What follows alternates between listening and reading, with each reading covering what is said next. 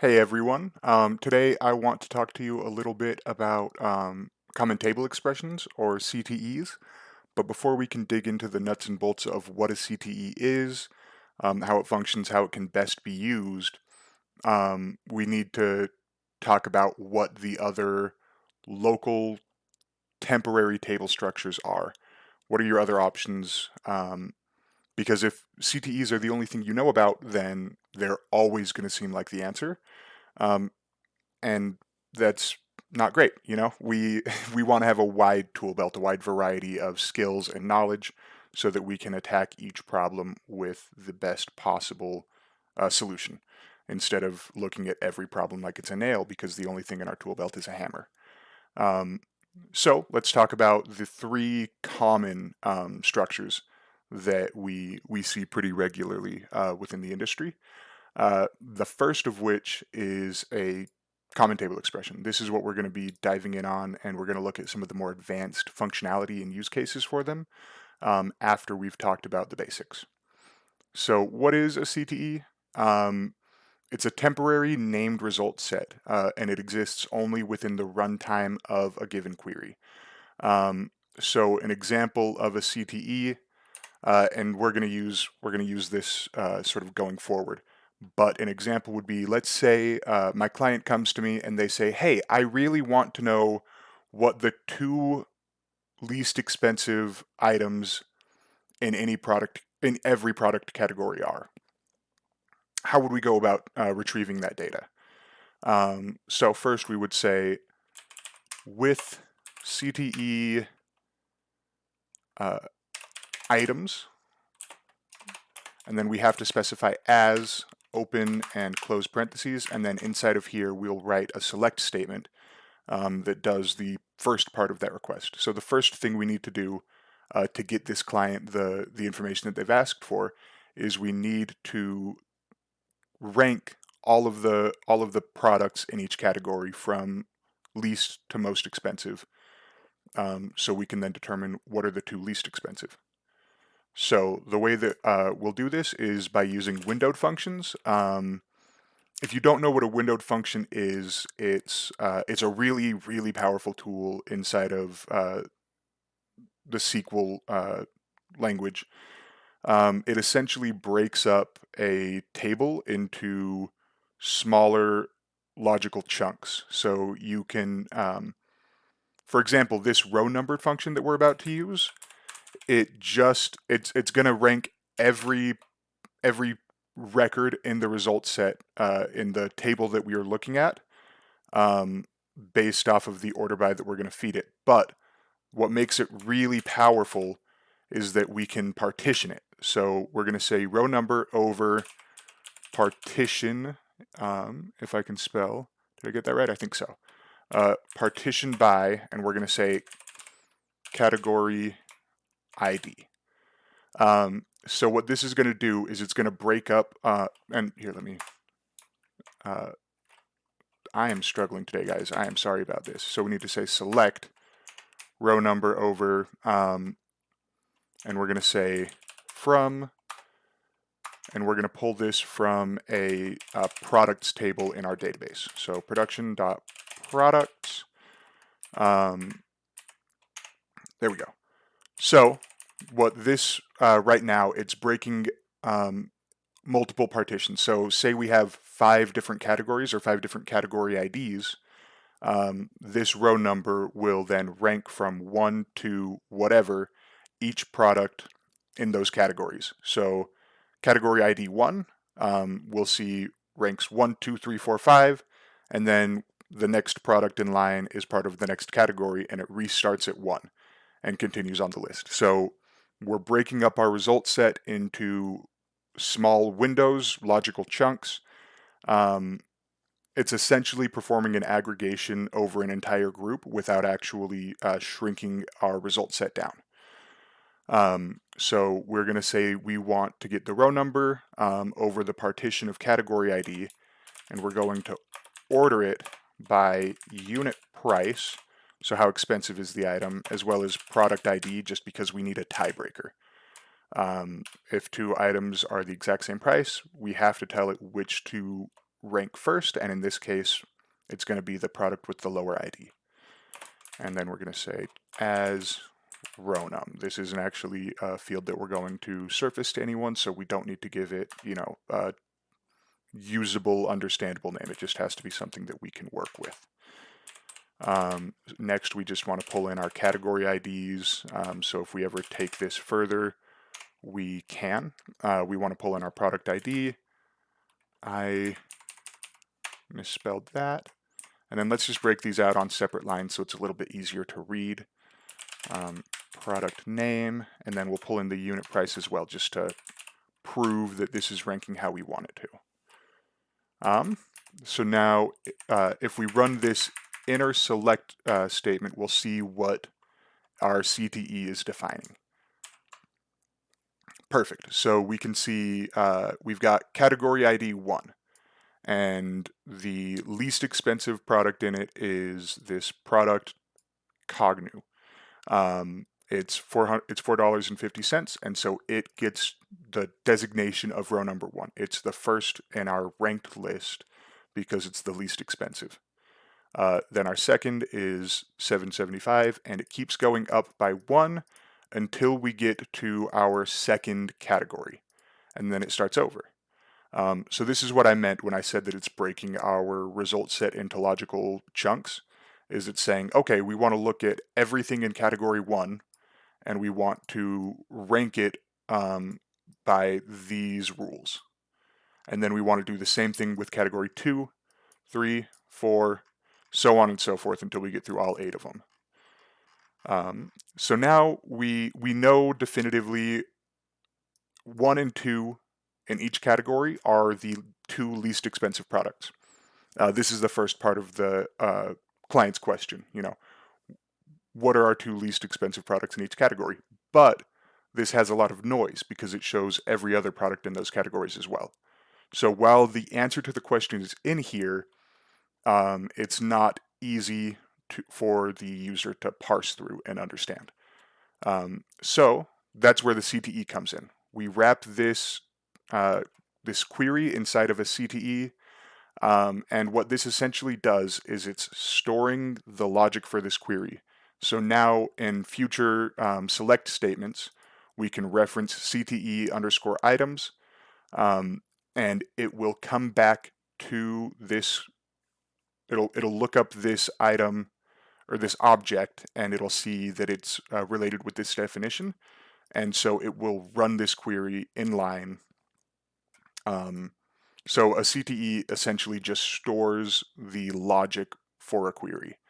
It's a nice way to sort of break your big complex queries up into different functions, make it a little bit more manageable, a little bit more maintainable, and a little bit more readable. So from there, we can say select, and we just want to pull our category IDs, and let's say from, so that our IntelliSense will start working nicely with us. So we want to say select from CTE underscore items, and now if we go back up to our select statement, it knows where it's looking for the records that we're trying to pull. So instead of having to type everything out perfectly, we can just get started, and then SSMS is going to finish the job for us. So we want to get our category ID, product name, and unit price. Now, the last thing we can do is we can add a where clause onto this, because our client is only interested in the 2 least expensive. They don't want to see everything else. So we can say where row num is less than or equal to 2. And if we run this CTE, bam, look at that. For each category, we get 2 and only 2 results, and it's the 2 least expensive ones in every category. So that's the basics of what a CTE is. It stores the logical components of a query so that you can reference it later on and sort of break your queries up into logical, manageable chunks. It's really cool. It's really useful. It cleans ugly queries up and makes them a lot more maintainable for larger teams, because you're not reliant on, digging through so-and-so's 500 line mess of a query. You just need to know that, oh, I need to update this CTE so that the definition gets picked up later on in the query. The other two options, we're going to skip over temp tables and come back to them in a minute. We're going to go to subqueries first because they're very similar to CTEs in what they do. The implementation is just slightly different, and in my opinion, it's a little bit messier. With one subquery, it's not a big deal, but as you start working with larger queries, more complex data sets and asks, they get really hard to maintain and really hard to actually read and understand what it is that's happening. So a subquery, it's a temporary result set just like a CTE. The only difference is it's not named, and it only exists in the context of a given select statement. So a CTE, for example, we could have 3 or 5 different CTEs, and then at the bottom, and they can reference each other all throughout. And then at the bottom, we can have one final select statement that brings together everything that we built beforehand into our final result set, into our final output. With a subquery, you can only reference that data set, that result set, in the select statement where it's defined. It doesn't exist through the entire query. It only exists in one select statement. So what a subquery looks like, and we're just going to do some copy and paste because the logic is all exactly the same. We're going to say select for our product ID, category ID, product name, unit price from, and then we're going to define our subquery here. So we just need to open and close some parentheses that we can put it into. And then we're going to copy and paste this query that we built up top to rank our products. And then we need to alias it. We're just going to call it X. And we need to add our where clause. And we're just going to say where row num is less than or equal to 2. And now we get the exact same result set. So functionally speaking, there are very few differences between a subquery and a CTE, aside from what I just mentioned of the subquery having a more limited scope. It doesn't exist through the entire process of the query. It only exists in this one select statement. But they are both essentially storing the logic of a query. And so that can get a little bit inefficient with a CTE. If I have a 500 line query and I have to reference this CTE 6 or 7 times, it starts to get a little computationally heavy because every single time I reference this query, it's not storing the result set anywhere. So it has to rerun the query. It has to recreate. It has to rerun all that logic. And so for this, it doesn't matter. It's 16 records. It takes, less than a single millisecond to run. Like, we can keep referencing this as many times as we want. But again, when we start to scale out into larger projects, we want to be very conscientious of the compute resources that we're taking up. So we don't always want to use a CTE, because if we have to reference back to it 10 times throughout our query, it's going to run that CTE 10 times and take up a lot of unnecessary compute resources. So what we can do instead is create what's called a temp table. These are used, I would say, least often out of the 3 options, because you have to have permissions inside of your SQL environment to actually create tables.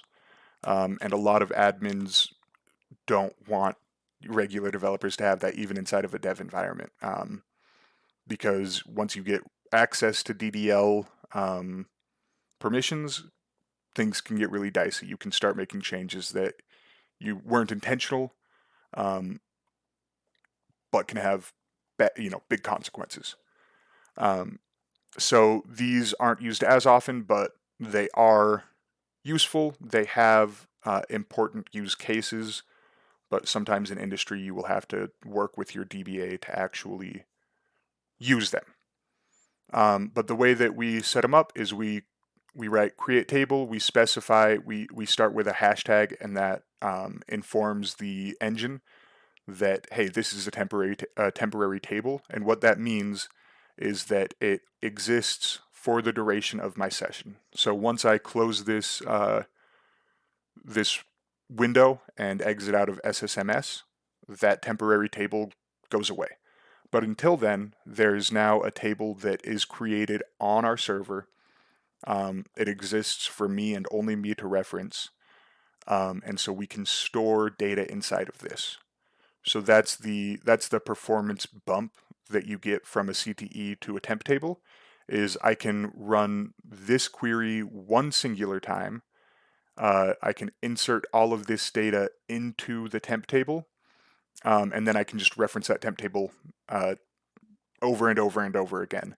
And we don't have to worry about the extra computational load that rerunning that query would have, because it's not rerunning it. It's just pulling from the table.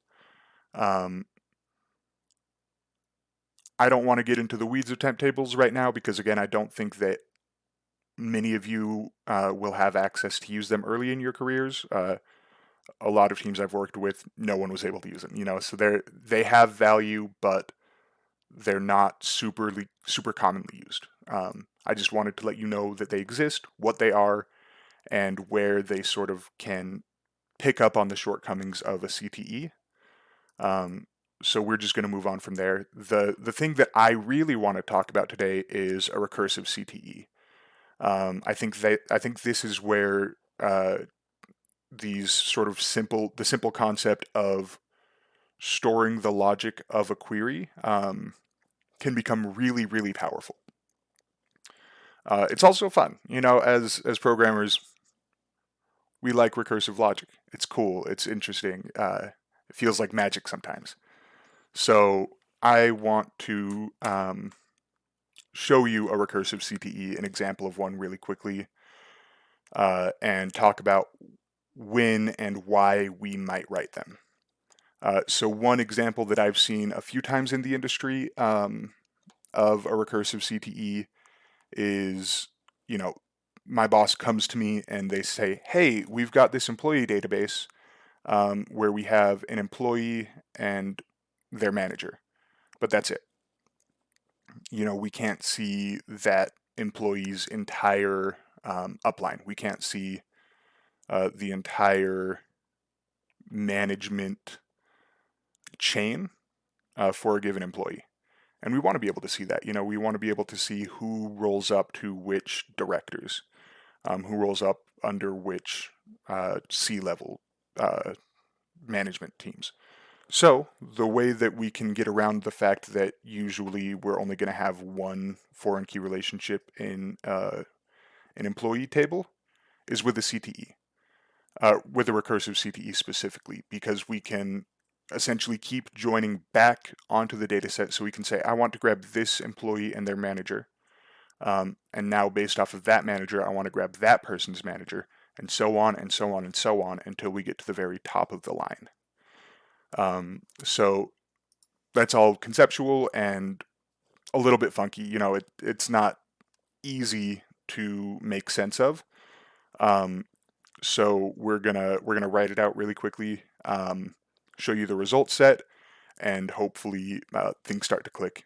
Again, I think this is where, these are the kinds of things that are possible in SQL that make it such a powerful language. I think SQL is incredible because at the very basics of it, it's just the English language. So most people can look at a simple SQL query and understand what it is that it's trying to do, but there's so much that opens up once you really start to dig into the complexities and the nuances that this language has available. And you can really do some incredible things with your data if you know how. So again, the story here is that someone from our company came to us and said, hey, we need the entire management chain of all of our employees. We want to see who rolls up to who, where, and how. We're gonna write our recursive CTE, and we're gonna call it CTE, if I can spell, there we go, CTE EMPS, employees. Again, we have to say as, and then open and closing parentheses so it knows the scope of the CTE, of the result set that it's looking at. And from here, we're going to write the first part of our query, which is we're going to grab our, and again, let's write out the basic structure of it. We're going to say select from our employee table, which is hr.employees. And now we can, select, and our IntelliSense knows where we're looking, so it's able to finish some of these more menial pieces for us. So we want our employee ID, we want our manager's ID, and then we want the employee's first name and their last name. And then just to sort of see how this query grows and expands, we want to throw in 0, and we're going to call this field distance. So how far is the current record from the employee that we started with? And we're going to shrink the scope here a little bit so that we're not looking at the entire world, because this is just an example. So we're going to say that specifically our client came to us and they said, hey, we want to see employee number 9's entire management chain. So we'll filter this original query down to just employee number 9.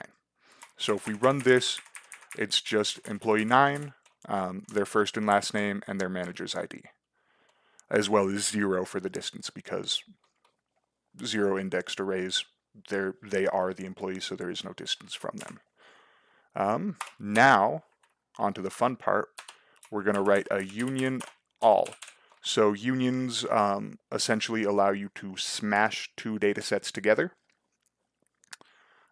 Union all says include duplicates.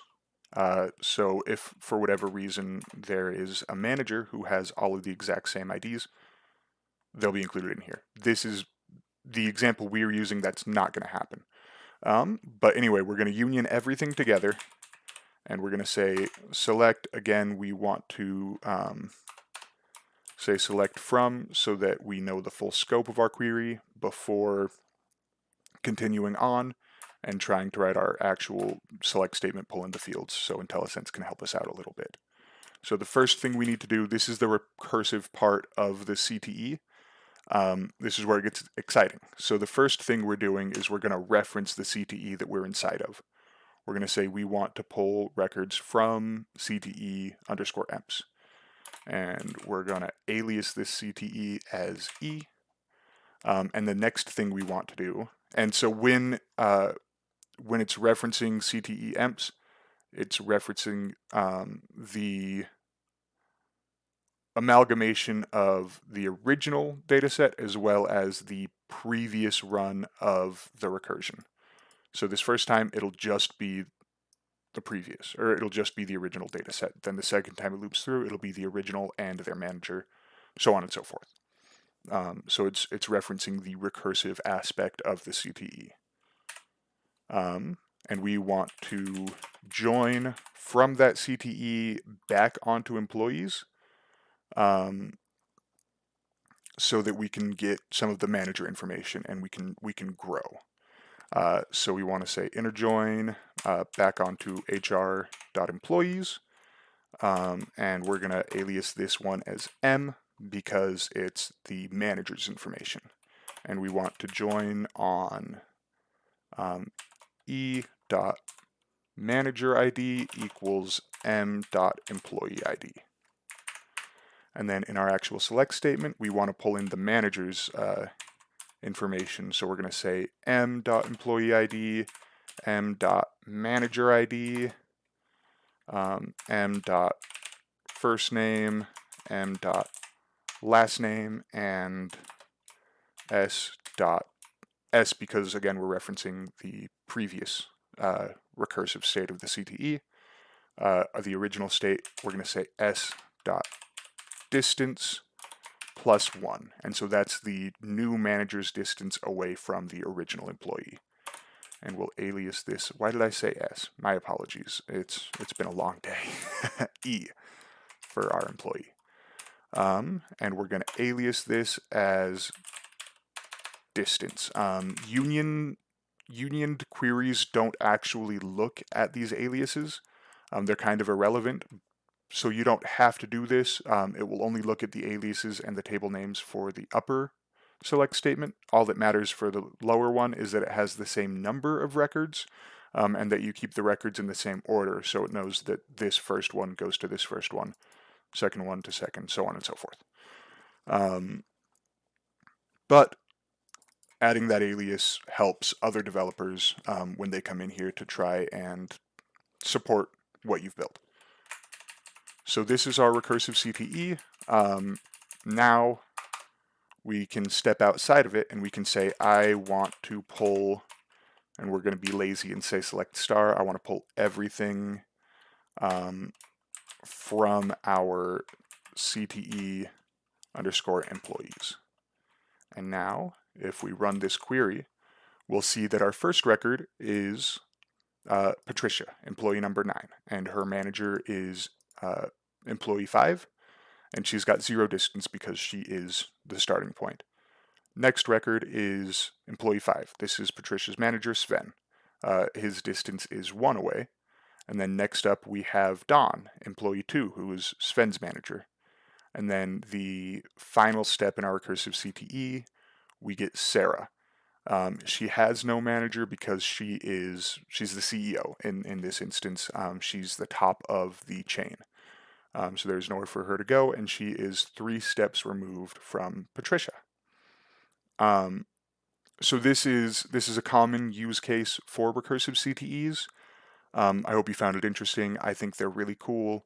I think recursion is cool in general. It's fun, it's exciting, and I feel like it opens up a lot of doors and a lot of possibilities inside of SQL environments. Another use case that I've personally had for recursive CTEs, just to sort of get your brain running and help you think of other ways that you can make use of this. I used to work for a pretty prominent company who was really hesitant about the data that they shared out with contractors. So they wanted to get insights into their sort of recurring revenue numbers, but they couldn't actually get me access to their income history. You know, the only thing they could get me access to was the contracted monthly spend that they had with clients, which wasn't always accurate. You know, things happen, spend shifts, but when they closed with a client, they would get a contracted number, and they would know that, hey, this contract is forecasted to run for 12 months or however long. So I wrote a recursive CTE that went through and forecasted for the entire length of that customer relationship, assuming I broke out the monthly recurring revenue by day and then multiplied, by the number of days in between. But because some months have 30 days, some have 31. But I essentially wrote a recursive CTE that would create a new record for each month from the day the contract closed to the end date of the contract.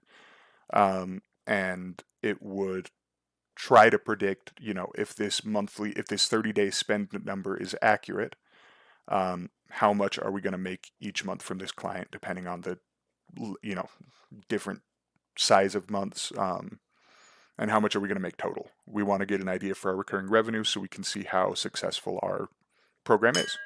And so that was a really exciting, really fun use case that I had for recursive CTEs, just to sort of get the brain running, get you thinking about it.